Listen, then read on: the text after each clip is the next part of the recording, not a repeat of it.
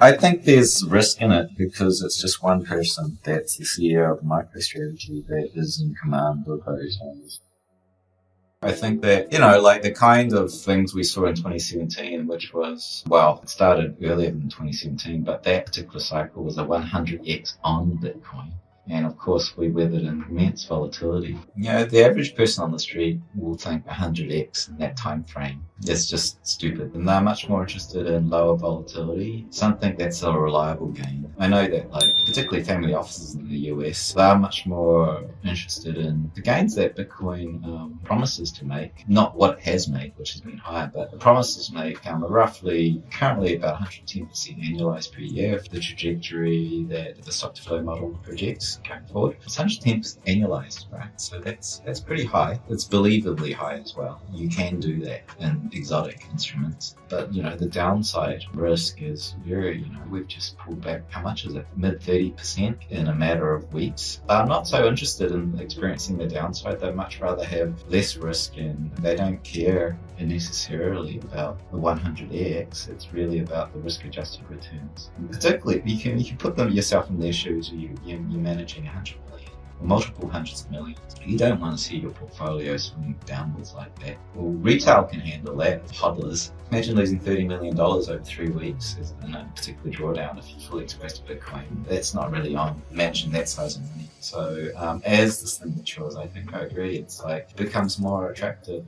And even Michael Saylor said that the high net worth want to buy the top. They don't want to buy Bitcoin when it's like a $4 billion asset class. They want to buy it when it's above $1 trillion because it's sufficiently de-risked. Whereas we just want to buy low. These guys are very sophisticated around risk.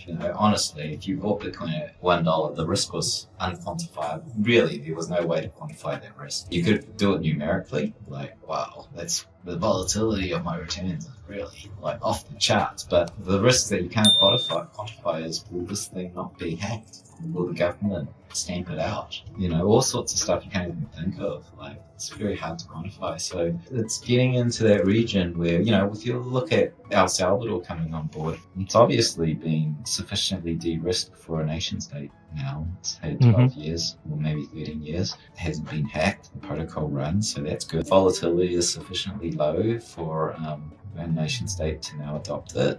Still pretty high, but the upside is good. So yeah, it's a different realm now, and it's good for, I think, geopolitical, that sort of game, which is, so many people in retail are in that DG, and I want 100x, which is fine. And the Bitcoins are sitting here talking about this is hard money, and we're at a geopolitical level.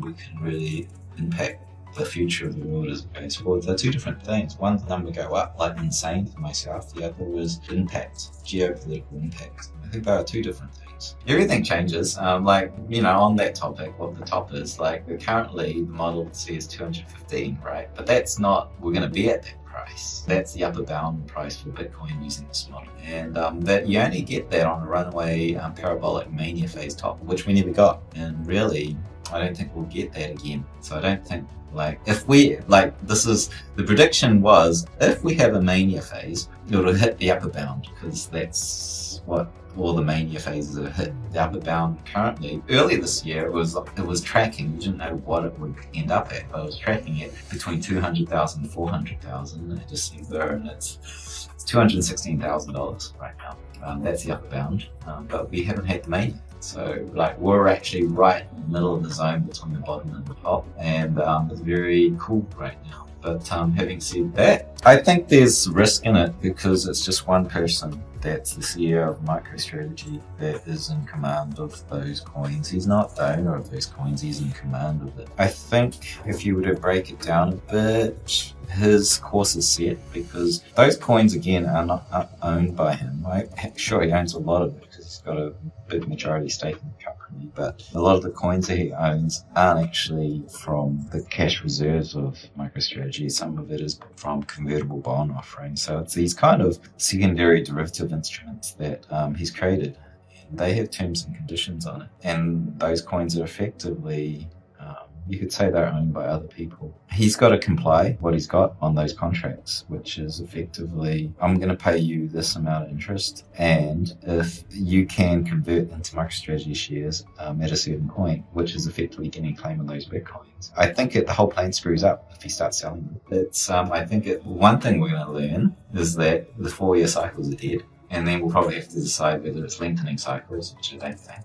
Lengthening cycle, by the way, is like this idea that there's more and more weight in the system. So these oscillations of bull, bear start to be, bigger momentum and longer time frames. Maybe we won't learn that this year. I don't think that it makes sense. I think that, on fundamentals, we have a 4-year gravity orbit around the halvening. So that's the mining infrastructure. So that's like one wave every 4 years. And then we have a macro cycle correlation, which is to traditional assets, which are we have bull bear markets every is it 10 years or so? Mm-hmm. Roughly, it's kind of random, could be up to 40 years. So that's another that's another sort of wave of a decade-long cycle, and that's getting a gravity pull to the correlation to traditional assets. And then you have basic demand and supply, like we had earlier this year. There's a lot of FOMO, and then it cooled off, and all of that FOMO and then cooled off has its own cycle within our industry, which creates a wave of demand and supply. That's different. So you have all these different waves on top of each other. And so I think that the main one is the halvening, and the other big one is correlation to traditional assets. So we're about to escape the gravity of the halvening, and we're going to enter a new orbit around traditional assets.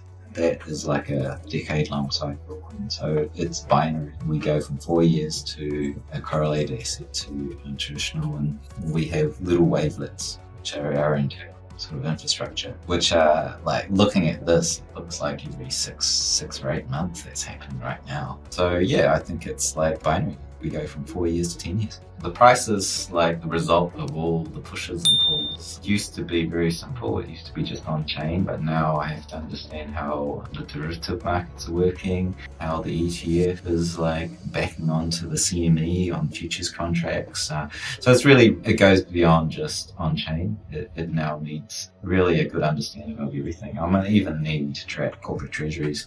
Now that we've got this wave of public companies that own Bitcoin, they don't appear as whales anymore. They have to be known, public companies, and those coins are held by lots of different people. So it ultimately means I have to track a broader ecosystem to get any kind of reliable signal from the on-chain stuff. The on-chain stuff still works. A lot of the indicators that were built early aren't so useful anymore.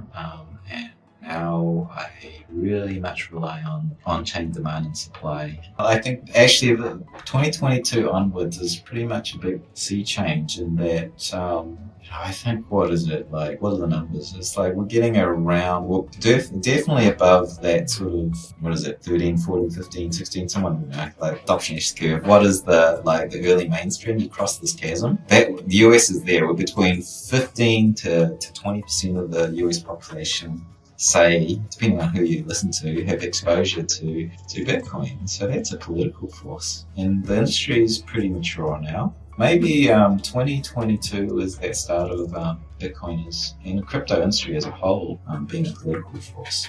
That's real interesting in the US. You can't do that in China, obviously, but the US currently has that sway. So it's interesting, even though the US dollar is the main reserve currency for the world, and it stands to lose the most if it goes. Think of it, if it loses that reserve status, it loses a lot. It loses its business model.